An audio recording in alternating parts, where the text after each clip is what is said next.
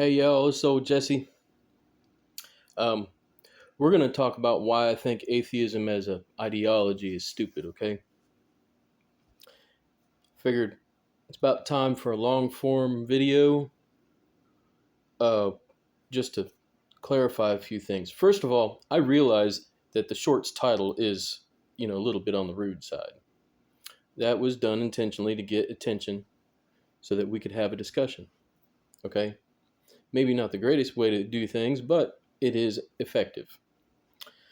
All right, so the second thing I wanted to mention is in a 30-second short or less than a minute short, you can't fit all the knowledge in that we can talk about on a long form video. Okay. And I guess, you know, let's start with God proof. We'll start with something simple. For me, the proof of a God is the fact that Jews exist. They've been through genocide after genocide for 2,000 years or so. And the fact that they're even alive, to me, that proves God. Not only are they alive, but they resurrected their country. You know, they ended up being the top technologists in the world. From having been destroyed all the way to nothing generationally. So for me, that's proof of a God. That's enough for me. For somebody else, probably not. Okay, so that gets that out of the way. So why do I think atheism, evolution, and the Big Bang Theory are all wadded up together? That is because modern science and modern atheists do package those things together. That's obvious. Look at Richard Dawkins, or half a dozen of the other guys. That's what they do. Okay? So it has to be addressed all together as a package. That's why I reference multiple ideas and concepts in the videos. To say that, well, you can have atheism without that stuff, that's true, but then you get a very childish argument. There is no God, right? Okay, prove it. I don't want to prove it. It's just how I feel. Well, that's childish. And I hate to say it, but that's the reality of atheism without evolution or Big Bang Theory. Okay? All right.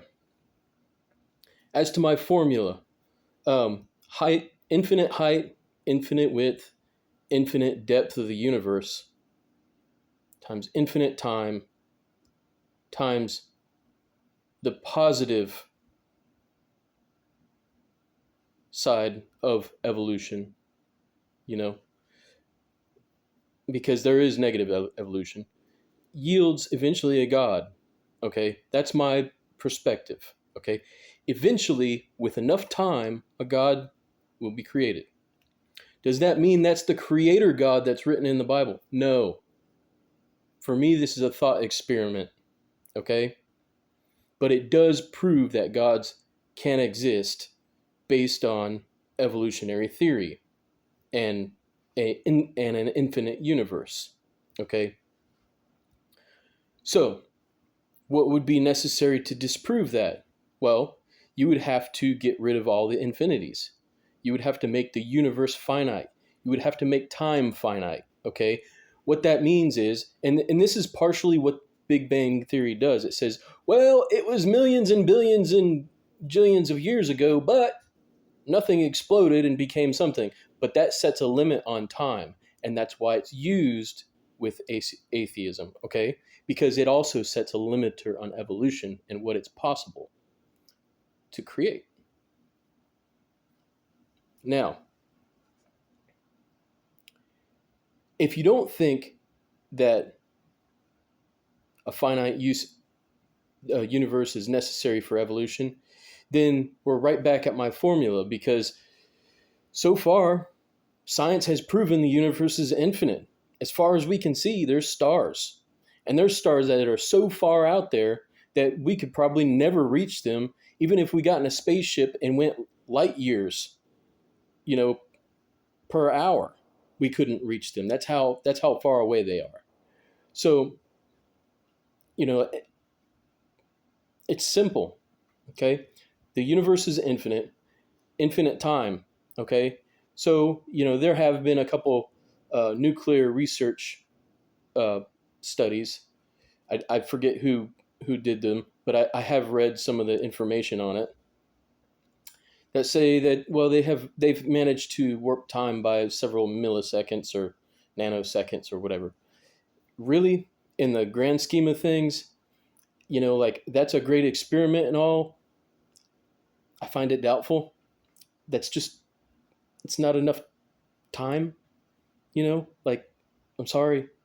So that's my answer to that. So as far as I'm concerned, time is infinite because we haven't been able to prove otherwise. And and so that gets to the percentage chance of evolution of a god, right? Well, think about it. If humans constantly evolve, and we already involved some excellent cognition in most cases, there's some fairly smart folks out there in the world, on both sides of the God argument, by the way. I acknowledge that there's folks that are smarter than me. That's fine. Um, but it doesn't mean that they're right. So, you know, with human intelligence, and then you look at some of the other things that have already evolved, you know, if you believe in evolutionary theory, you've got the dolphin's echolocation, you've got electric eels, you got the mantis shrimp that can click really loud. Birds can fly. You've got frogs that can poison things. And the list goes on. You got geckos that can climb trees and flat surfaces and stuff. That really, I mean, a lot of these things that animals can do. Cats can practically see in the dark. Like, a lot of these natural things are what humanity in old times would have considered abilities of gods. Okay, and if you believe in evolution, it obviously is possible. You know, you can say, oh, well, what about powers to control weather and this and that and the other? Well, we don't really know what's impossible. Not really. Nobody's seen it not happen. Okay. We know that bacteria affect the weather. That's obvious.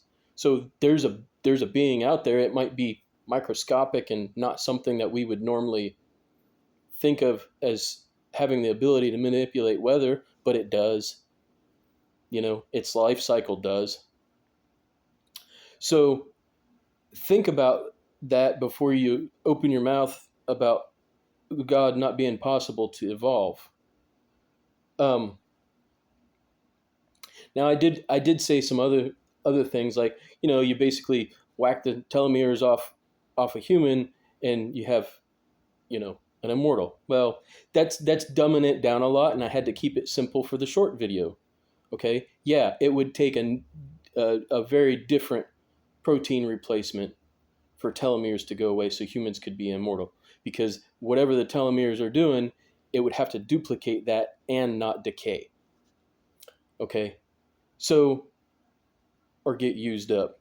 So the thing about it is like,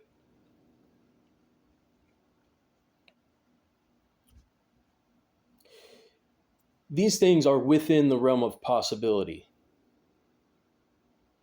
They're not like way, way, way out there. Um, and you can say, oh, well, science this and science that. Just because it hasn't happened yet doesn't mean it cannot happen. There's a big difference between what can happen and what cannot happen. All right. And I hate to say this, but certain types of bacteria can live for a long, long, long, long, long time, go dormant for thousands of years, and then suddenly, you know, wake right back up and not be dormant anymore. So we know, as far as a longevity perspective, that a lot of creatures already have the talents necessary to create a lesser god, basically. And once you're immortal, well, who knows what can happen, right? We already have scientists who think they changed time by, nanoseconds or something like that, who's to say that isn't possible? I don't particularly know, you know? So it takes the power of 10 or 12 suns. Okay,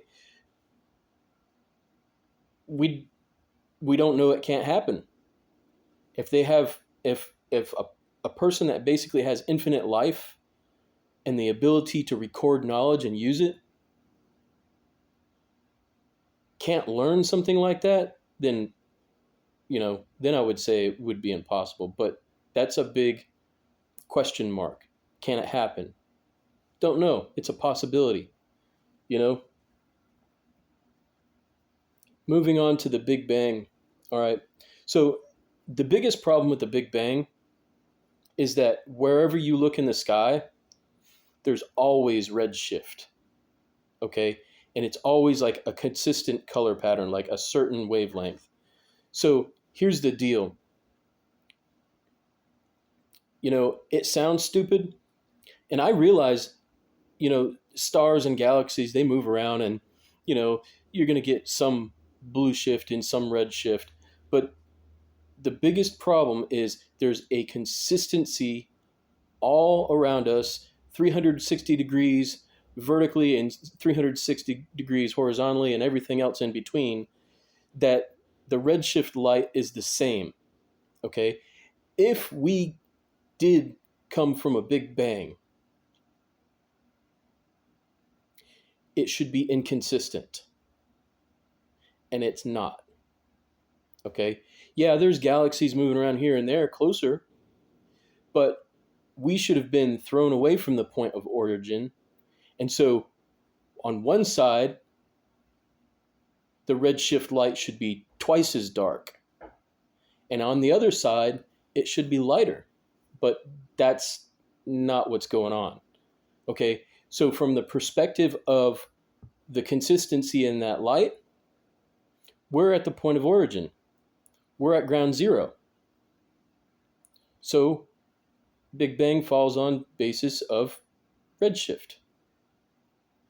That's my understanding of it anyway. If you have, research otherwise, I would love to read it. Simply because I would like to be proven wrong. But I don't think I am.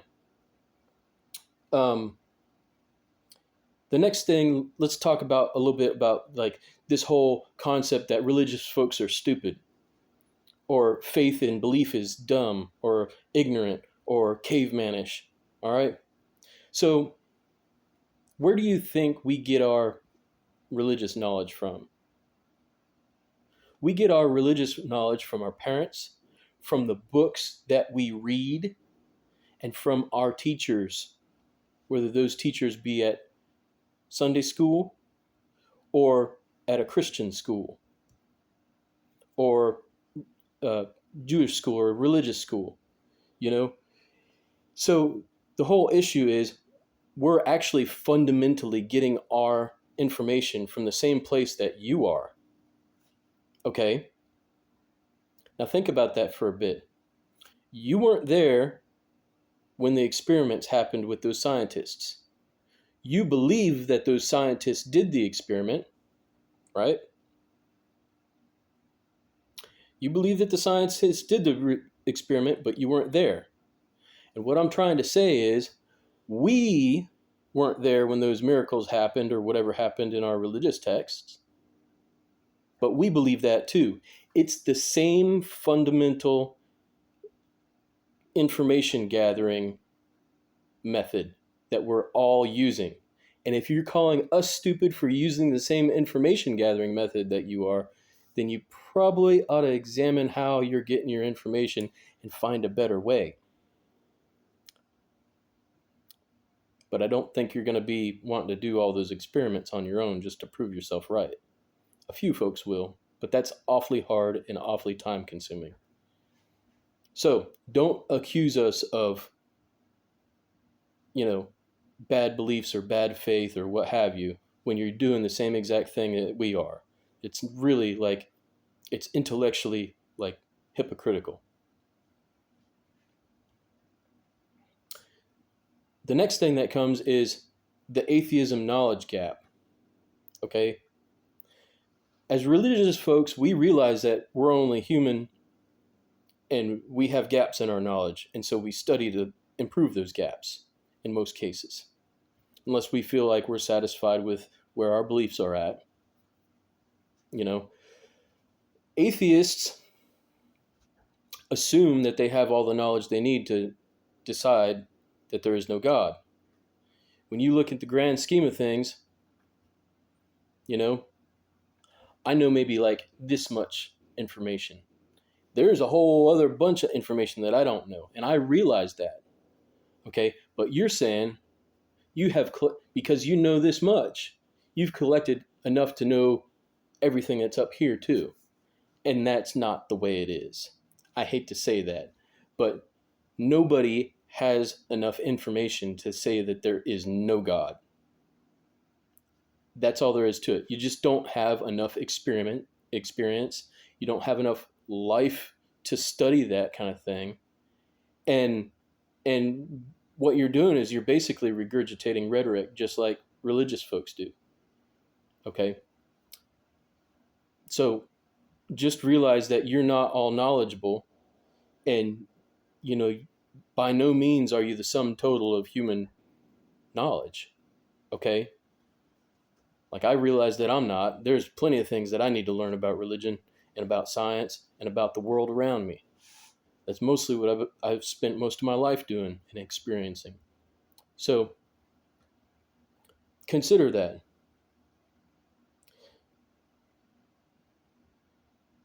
The next thing I'd like to talk about is well, it's actually two things. It's morals and deadly governance. Okay? There's a lot of arguments to the contrary, okay? I'll just put it like this. When you say there is no God, then you say also, I determine my own morality, because religions usually determine morality by what the God tells you to do, okay? There are two different societal structures that appear from that. One creates a unified society that everybody agrees to do the same thing because they agree that God told them to do that. Okay? That creates a unified country. Yes, that unified country can go to war and has in the past in history, and those are bad. However, under atheism, the individual says, I define my own personal morality. This morality could have something to do with the law or not, as I personally choose. Okay? So instead of having a society that can agree on laws, and because they agree on laws, the crime is lessened, you have a society where everybody has to vote on laws or come to a consensus, which may not be gotten sometimes. And then you're going to have a higher crime rate because there's always going to be individuals that disagree because they have their own moral code.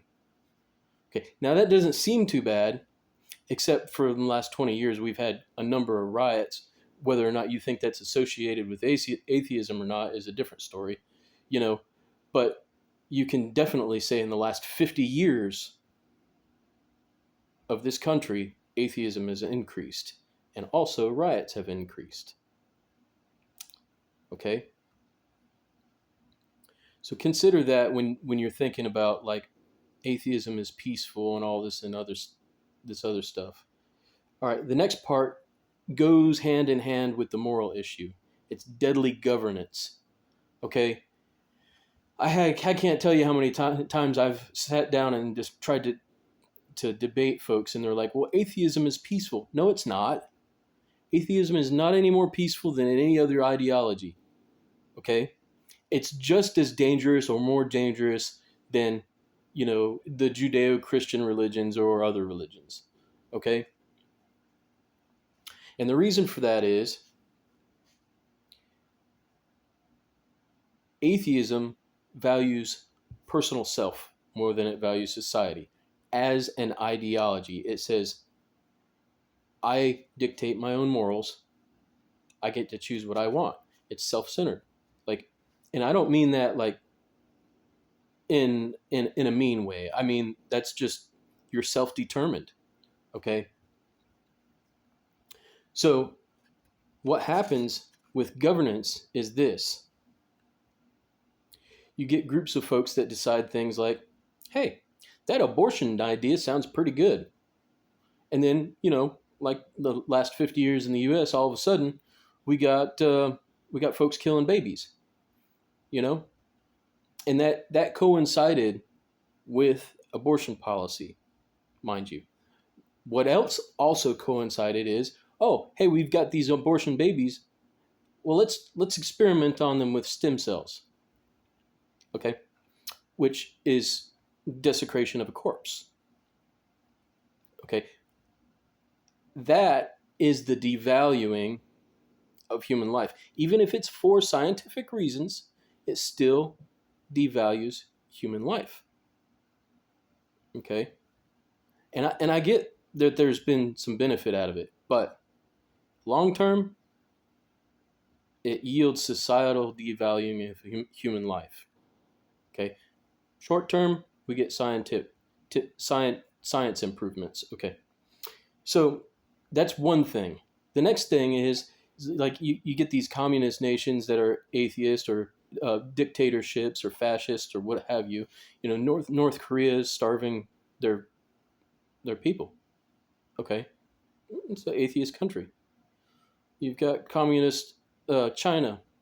You know, they've got big brother government, and if they decide that they're going to cut the coal off their country, their people freeze in the wintertime, and they're over there possibly experimenting with coronavirus stuff to hurt everybody else, and then it escaped. And they don't really care as much about pollution as we do, mostly because they're poor and they need increase. But you know that's a mess. And then you've got, I don't know if you know about their construction industry, Evergrande, but they built a bunch of fake cities with absolute minimum construction requirements because they basically have no morals, and their whole country's falling apart and turning into rubble. Okay, if you don't believe me, get out there on YouTube and look around, look at videos of China and what's going on.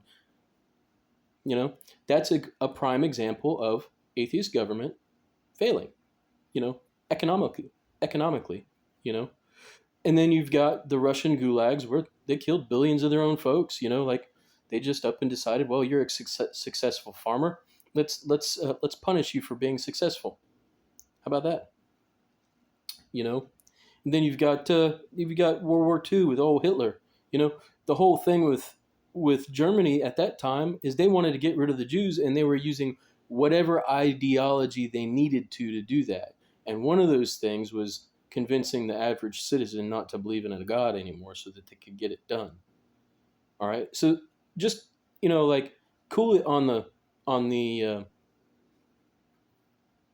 atheism is peaceful stuff. Oh, and by the way, somebody made a comment about the sharpshooter fallacy. It's not a sharpshooter fallacy. There's evidence, and I would say for the time frame that atheism has been, an ideology in the world, you're going to need to do a comparison analysis to see how the facts line up. All right, because so far you've got billions and billions of folks that have died within the last, I don't know, 100 years. All right. And then you need to compare that to the religious world before atheism appeared, not modern times, and see how that works out, percentage-wise, to be fair. So that's a study that needs to be done by somebody. I don't have the information on that. I think it's worth looking at. I would actually like to see the results of that. All right, so that was the deadly governance. And I think the last one is lack of no God evidence. realistically, us religious folks, we have the evidence of our gods. Like, whether you believe that's religious writings or buildings, temples, or miracles that happened, or what have you, we feel like we have evidence of that. Atheists completely ignore it as being false. Okay, but you don't know that. You don't really know that. Okay? As far as I'm concerned, the Jews reforming Israel in 1949, that was a miracle. And I can name many, many, many other prophecies, specifically with the Bible, that happened, that we have history that proves it happened. That's evidence, as far as I'm concerned. You might not like that evidence, but that doesn't make it less valid. Okay? On the other hand, atheism has to disprove all evidence in order to be accurate. Do you really realize how hard that is to do? It's nearly impossible because you have to go through every single God that humanity has ever believed and disprove everything that ever happened. It's just not possible. Atheism lacks evidence on the no God thing. There isn't enough evidence of no God because there's so much to the contrary that there's definitely a God. Okay, so we've discussed the universe formula, why the Big Bang fails, and all that stuff. And just consider my thoughts. I completely expect the comment section to be wide open to folks saying I'm still stupid and blah blah blah, and get more information. The responsibility for your information and your study is you. Okay. If you would like to share your information with everybody else, please do. But if you're just going to get on there and be a troll, then I'll deal with it like I have been. Okay? So let's be respectable to each other. I still think atheism as a concept is stupid, just like you think religion as a concept is stupid. So let's agree to disagree, but let's talk about it because that's what real intelligent human folks do.